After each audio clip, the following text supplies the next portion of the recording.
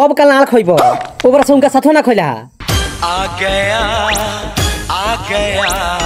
प्रणाम प्रणाम बलुओ तोर फुफाइल बड़ो नाश्ता लेके आओ तो। ठीक बा बाबूजी बैठाओ तले लेके आओ तनी।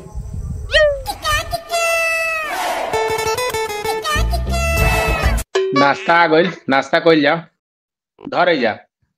एहे रहा नहीं जाता, तड़प ही ऐसी है ना। तो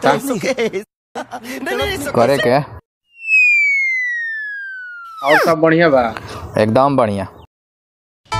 और बबुओ पढ़ाई लिखाई सब ठीक ठाक बानू? हाँ सब ठीक चलता। तब आगे के का प्लान बा? आगे के प्लानिंग ये बा फूफा जी, कब रहो यहाँ से जाएम कि हम बिस्कुटिया उठा के खाएम, नमकीनिया तो खाए गल बनी। ठीक बा तब चलो तनी। प्रणाम प्रणाम। और अभी तो रुको, क्लाइमैक्स अभी बाकी। अब कल नाल खोइबो ओकरा से उनका साथो ना खोला। ये क्या है? अब बाचल तो हम ना खाई।